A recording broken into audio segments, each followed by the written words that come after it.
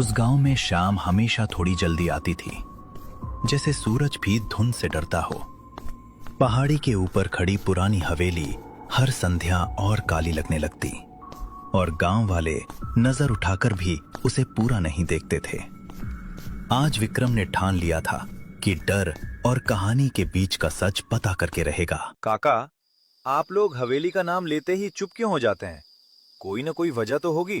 वजह है बेटा, और वही वजह है कि समझदार आदमी उस पहाड़ी की तरफ शाम के बाद नहीं जाता। समझदार आदमी नहीं जाता, इसलिए मैं जा रहा हूँ। डर को बिना देखे सच कैसे मान लूं? बात सिर्फ डर की नहीं है विक्रम। उस हवेली में कभी ठाकुर रणविजय का परिवार रहता था। फिर एक रात सब कुछ बदल गया। क्या बदल गया? लोग कहते हैं आवाजें आती हैं, कोई कहता है रोशनी जलती है। आखिर सच क्या है? सच इतना है कि जो भी जिज्ञासा लेकर गया लौटकर पहले जैसा नहीं आया। किसी की जुबान बंद हो गई, किसी की नींद। लेकिन कोई गया क्यों था? सिर्फ अफवाह से तो कोई पहाड़ी नहीं चढ़ता। हवेली के भीतर कुछ छिपा है, यही लालच लोगों को खींचता रहा।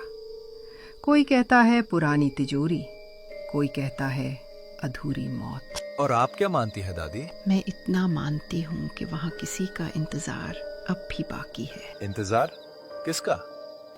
ये सवाल मत पूछ, तेरे पिता भी यही पूछते थे। मेरे पिता? उनका हवेली से क्या संबंध था? आपने कभी बताया नहीं। समय आने पर बताने को कहा गया था। शायद वही समय अब आ गया है, पर चौपाल में नहीं। विक्रम, अगर जाना ही है तो खाली जिज्ञासा लेकर मत जा। ध्यान से देखना, सुनना और किसी आवाज पर तुरंत भरोसा मत करना। आप दोनों मुझे रोक भी रहे हैं और जाने की तैयारी भी करा रहे हैं। क्योंकि कुछ रास्ते रोके नहीं जाते, बस चेतावनी देकर छोड़े जाते हैं। ठीक है, मैं हवेली तक जाऊंगा, देखूंगा और लौटकर सच लेकर आऊंगा। लौटना जरूर। सच बाद में भी बताया जा सकता है। गांव की आखिरी कच्ची दीवार के बाद सन्नाटा और गहरा हो गया। धुंध में आवाजें पास भी लगती थीं और दूर भी। विक्रम को लगा वो अकेला है, लेकिन उसके कदमों के पीछे एक और परिचित चाल थी। विक्रम, रुक जाओ। बिना बताए ऐसे निकलना तुम्हारी समझदारी नहीं, जिद है। मीरा, तुम यहाँ क्या कर रही हो? मैंने किसी को साथ आने को नहीं कहा।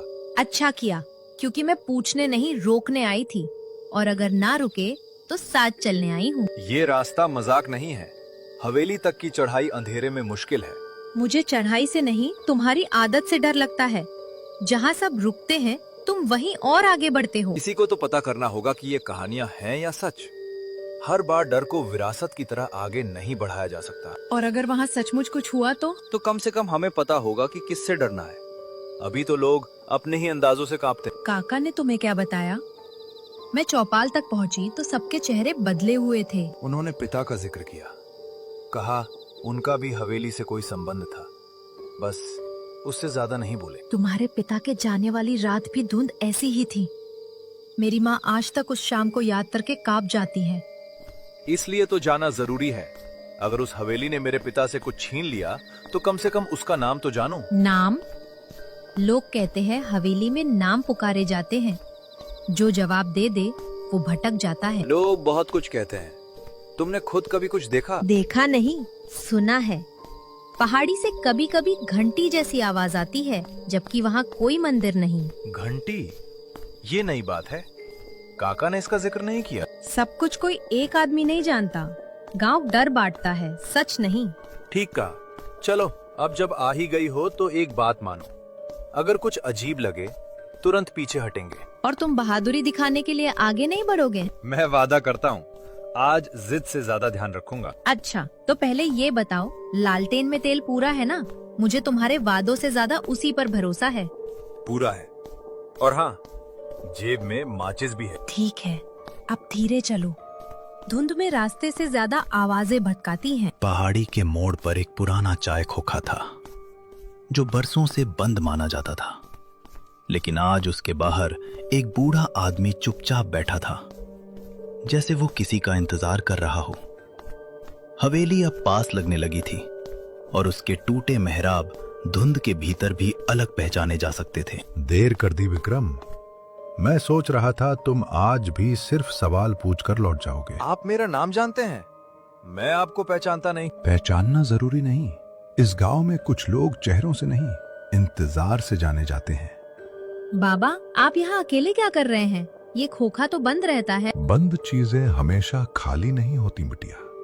कुछ जगहें बस बोलना छोड़ देती हैं। सीधी बात कीजिए, क्या आप हवेली के बारे में जानते हैं? जितना जानना ठीक है उतना जानता हूँ, और जितना नहीं जानना चाहिए उतना तुम्हारे पिता जान गए थे। आप लोग आधी बात करके हमें और उलझा देते हैं। अगर खतरा है तो साफ बताइए। ये नाम हवेली के दरवाजे के बाहर नहीं लिया जाता। खतरा दो तरह का है, एक जो आंखों के सामने होता है, दूसरा जो तुम्हें वही दिखाता है जिसे देखने की तुम्हारी सबसे गहरी चाह हो। मतलब हवेली धोखा देती है? हवेली कुछ नहीं करती, अंदर जो जागा हुआ है वो करता है। अंदर कोई है? इंसान? अगर इंसान होता तो गांव वाले उसे नाम दे चुके होते। हमें लौट जाना चाहिए विक्रम, ये जगह ठीक नहीं लग रही। नहीं, अब तो बिल्कुल नहीं।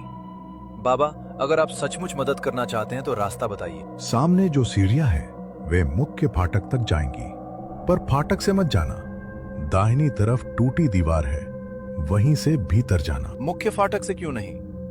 क्योंकि जो बुलावा सुनकर जाते हैं वे फाटक चुनते हैं, जो सच ढूंढते हैं वे दरार चुनते हैं। और अगर भीतर कोई आवाज हमारे नाम से बुलाए? जवाब मत देना, चाहे आवाज कितनी ही अपनापन क्यों ना लगे। आपने ये बात मेरे पिता को भी कही थी। कही थी, मगर उस रात उन्हें किसी और आवाज पर भरोसा था। किसकी आवाज? ये तुम हवेली के भीतर समझोगे, अगर समझकर लौटे तो। हवेली सामने थी, दीवारों पर काई, खिड़कियों में काला सन्नाटा और भीतर से आती एक अजीब ठंड, जैसे पत्थर सांस ले रहे हों। विक्रम ने लालटेन ऊंची की तो टूटी दीवार की दरार सचमुच किसी छिपे रास्ते की तरह दिखी। यही दरार होगी। अंदर जगह बहुत कम है, संभल कर जाना। लालटेन पहले मैं अंदर रखता हूँ, तुम पीछे से आना। सुनो, अभी भी देर नहीं हुई है। बाहर खड़े होकर भी हम बहुत कुछ देख चुके हैं। नहीं, मेरे इतने पास आकर मैं वापस नहीं जाऊंगा। कुछ तो है जो सब छिपा रहे हैं। सब नहीं, शायद सब खुद भी नहीं जानते। तब आज पता चल जाएगा। विक्रम दरार से भीतर घुसा। दूसरी तरफ छोटा सा पिछला आंगन था, जहां सूखे पत्ते बिना हवा के भी खिसक रहे थे। ऊपर टूटी बालकनी से अंधेरा नीचे झुकता हुआ लगता था। ये जगह बाहर से बड़ी लग रही थी, पर अंदर और गहरी लग रही है। देखो, उधर लकड़ी का पिछला दरवाजा है, आधा खुला हुआ। क्या तुमने खोला था? नहीं। विक्रम, तुमने सुना? हाँ, पर ये आवाज कहाँ से आई? विक्रम बेटा इधर आओ। जवाब मत देना, नंदू बाबा ने मना किया था। ये आवाज मेरे पिता जैसी क्यों लग रही है? क्योंकि यही इसका जाल है। मेरी तरफ देखो, उधर नहीं। मैं यही हूँ। बहुत देर कर दी तुमने। नहीं, ये सच नहीं हो सकता। विक्रम, लालटेन कसकर पकड़ो, हम दरवाजे तक साथ चलेंगे, बस साथ। उसी क्षण ऊपर की टूटी बालकनी से धूल गिरी और हवेली के भीतर कहीं बहुत अंदर कोई धातु की घंटी धीरे से बजी। एक बार, फिर दूसरी बार। विक्रम और मीरा दोनों ठिठक गए। वही घंटी। मीरा, तुमने रास्ते में इसी का जिक्र किया था। और मैंने ये भी कहा था कि यहाँ कोई मंदिर नहीं है। दरवाजा खोलो विक्रम, इस बार मैं तुम्हें खाली हाथ नहीं लौटने दूंगा। इस बार? इसका क्या मतलब है? पीछे हटो, अभी। पिछला दरवाजा अपने आप थोड़ा और खुला। भीतर घुप अंधेरे में लालटेन की रोशनी बस एक लंबा गलियारा दिखा पाई और उसके आखिर में किसी सफेद कपड़े की हल्की सी झलक खिली। वहाँ कोई खड़ा है। नहीं, कोई नहीं, या शायद। विक्रम, अगर सच जानना है तो अंदर आओ, और इस बार अपने पिता की तरह देर मत करना।